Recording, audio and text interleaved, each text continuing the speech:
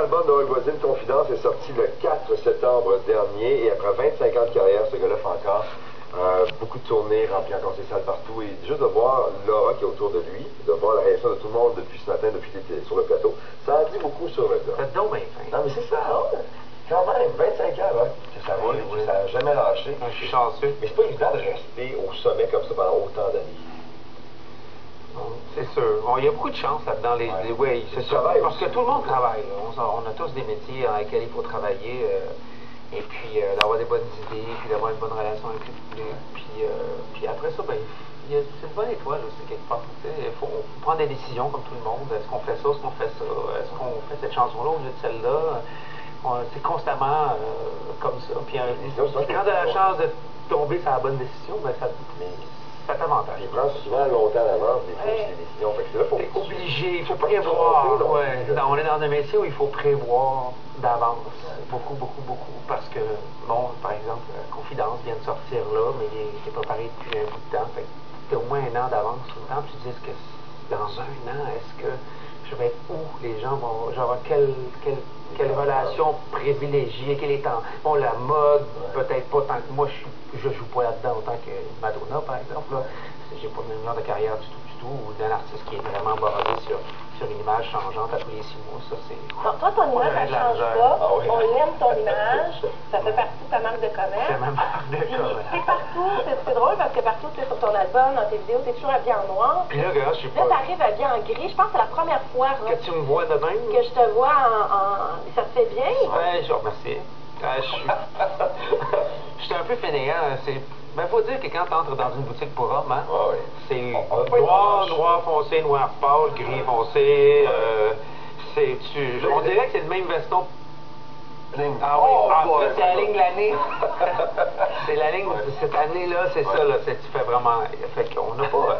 Faut dire qu'on a moins de choix. Mais là, c'est ça, je me suis forcé. À la maison, tout le monde te dit, ça n'a aucune importance le veston qu'il porte de toute façon. On l'aime comme il est. C'est ça, j'imagine. Exactement. Donc, j'ai pas besoin d'investir trop là-dessus. Non, je pense pas. En fait, c'est la musique, je pense, qui est importante pour toi. Puis toutes ces sonorités-là, tu nous as bercé d'Americana pendant 2 albums. Le Confidence sort. Et j'aimerais ça qu'on en écoute un extrait, une chanson, je pense que tu as le goût de faire en spectacle, ça s'appelle Le Chemin.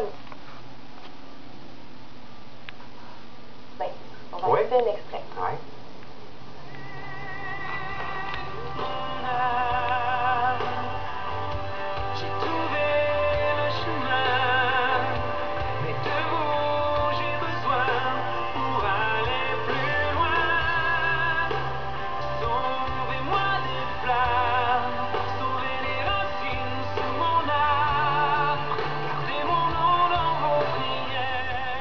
Quelle voix!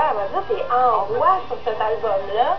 C'est une chanson, j'ai l'impression, où ça décolle. Oui, c'est une chanson qui a une drôle d'histoire. Premièrement, c'est une chanson qui a été écrite il y a quelques années dans un état d'âme particulier.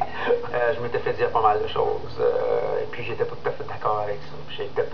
J'aimais pas où j'étais. Puis, au lieu d'aller casser des vitres, j'ai écrit une chanson.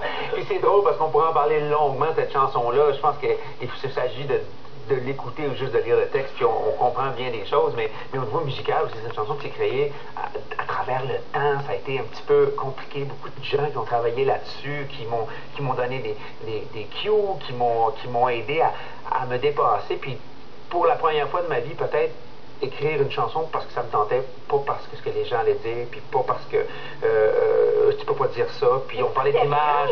C'était probablement la première fois où j'ai dit là, je m'en fous, ça sera pas. Ça a pris 8 ans. Avant d'avoir l'occasion de sentir que les gens étaient prêts à m'entendre dire ces choses-là. J'ai fait une tournée il y a quelques années où il y avait un micro dans la salle. Puis je disais, les gens, on jasait, mais pas de filet, pas de personne qui était entre les deux, qui filtrait. Là, les gens se levaient, le micro. Puis ils me demandaient ce qu'ils voulaient. Et là, je leur disais, rappelez-vous d'une chose, si vous avez le courage de demander une question, ayez le courage d'entendre la réponse, par exemple. Allez pas casser vos CD puis déchirer vos posters après, tu sais. À un moment donné, je pense qu'il faut le faire, ce genre de choses-là. Puis j'ai senti que là, je vis vraiment une aventure extraordinaire, une histoire extraordinaire avec le public québécois depuis déjà 2 ans. Là, je suis revenu, on a fait le tour du Québec, on va le refaire encore. les gens sont derrière moi, l'album, c'est vraiment une bonne période, puis j'avais l'impression que les gens m'écoutaient peut-être un petit peu plus qu'ils l'ont fait dans le passé, fait que c'est pour ça que le chemin est sur cette album. Et t'as pris le temps de leur dire aussi ce que tu avais à dire, parce qu'elle dure 14 minutes. Pourquoi elle dure 14 minutes? Ben, j'avais beaucoup de choses à dire. C'est ça, hein? Ouais, puis comme il n'y a pas de trou, là, musicalement, sur scène, ça va être écœurant de faire ça. Avec le band, d'avoir la chance de jouer pendant 14 minutes une seule tonne. Ce serait intéressant de la faire au moins une fois dans son intégralité, mais on n'a pas eu de coup de téléphone de l'Orchestre symphonique de Montréal encore. Ça prend, pour réussir un jour à faire ça sur scène, dans toute cette magnitude-là, ça prend un grand orchestre. Mais on va se débrouiller. C'est une chanson qui se fait en grande partie aussi juste avec une guitare acoustique, ce qu'on a fait au lancement. Les petits loups, c'est autre chose. Ah, c'est complètement autre chose. C'est un autre pan de ta vie. On va écouter un extrait des petits loups.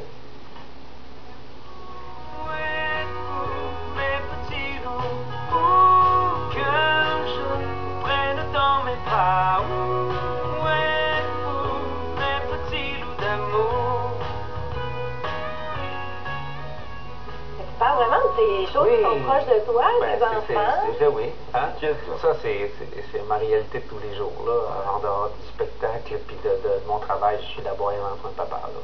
Puis j'ai 2 garçons, un de 6 ans et un de 8 ans, puis... ramène sur terre, oui, ça ramène oui, ben c'est pas... Ben ils sont pas pires, c'est des bons garçons. C'est vraiment, c'est pas... j'ai beaucoup de plaisir, puis ben, ça parle aussi, bien entendu, cette chanson-là, je suis divorcé, j'ai une garde partagée, donc c'est une semaine sur 2, donc c'est un peu la balade du papa divorcé. Es-tu le genre de père que tu croyais pouvoir être un jour? Avant de devenir père, on s'imagine, on se fait des plans, on s'imagine qu'on va être de telle façon. Je pense qu'on se base surtout, on ne sait pas trop, avec les enfants, on fait ce qu'on peut. Et puis, je pense qu'on se base surtout sur notre passé. Il y a des chanceux qui se disent, moi je vais être exactement comme ça. Il y en a d'autres un peu plus comme moi qui ont dit, moi je veux surtout pas être comme ça. C'est ça. Puis déjà dans la vie, de savoir ce que tu veux pas faire, tu veux pas être, peut-être déjà quelque chose. C'est un mélange un petit peu de tout ça. C'est 25 ans de carrière rock voisine. Moi, c'est un 25 ans qui m'habite dans ma vie. Moi, j'aime le rock voisine. J'achète les albums, je chante les chansons et je te rends hommage régulièrement avec cette chanson-là. Puis puisque tu vas faire des spectacles où tu vas jouer tes plus grands succès, je veux juste écouter un petit bout de la toune de mon adolescence. Seul sur le sable, les yeux dans l'eau, mon rêve était beau. L'été qui s'achève, tu partiras à 100 000 lieues de moi. Je sais que ça doit te fatiguer, mais j'aime tellement. Non, parce que vous ne l'avez pas joué en commençant. Et à un moment donné, une période de ma vie, de ma carrière, que systématiquement, on me présentait comme la chanson, le chanteur de. On faisait jouer ça, puis après ça, j'arrivais avec mon nouvel album. Puis là, il fallait que je rame parce que je sentais que tout le monde était parti dans un univers. En se rappelant ah ouais, puis là, il m'écoutait plus pas, puis j'étais là, hey! Lui, il travaillait fort, j'aimerais ça. Là, les gens n'étaient pas là. Et systématiquement, à un moment donné, j'ai dit, là. Je vais plus l'entendre. Là, quand je suis en entrevue, je ne vais plus l'entendre.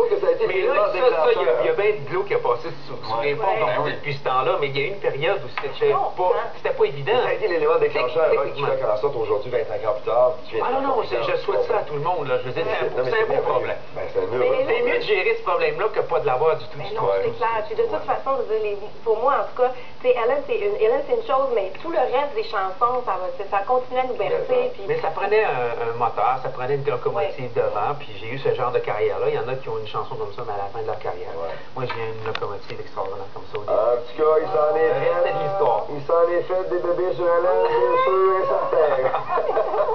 Des spectacles à Saint-Jérôme le 18 octobre, à Saint-Augustin-de-Demeure, près de Québec, le 20 octobre, 25, 26, 27 octobre à Terrebonne et 9-10 novembre à Québec. Après, on va en Australie. Après, on va après Terrebonne, on va en Australie. En Australie. Après ça, on est en Europe jusqu'à Noël. Ouais. Puis après ça, on revient pour on continue la tournée au Québec, janvier, février, mars. Tout en travaillant sur 2 albums différents aussi en même temps. Ah, il y a un album pour les anglophones aussi Wow. qui est dû depuis très très longtemps. Il y a un projet spécial pour les Français pour l'instant. Puis c'est plein de choses en même temps. Mais bravo! On s'ennuie pas. Plus le hockey, On s'ennuie plus pas. les Plus enfants, hockey, plus tout ça, ça. tout ça en même temps. Ouais, puis peut-être qu'un jour tu vas vendre comme Sheldon Surrey, tantôt tu vas vendre ton équipement de hockey toi aussi sur eBay. Parce que Ah non, non, ça, j'en ai besoin Ah, encore non, moi. Parce qu'il joue. tout n'est pas commandité, mais tu le payes en plus. C'est ça, moi je vais le garder. Bon, merci beaucoup, David. C'est vraiment, vraiment très, très cool. Dans les prochaines minutes, il y a Francisco Randez qui va venir nous voir.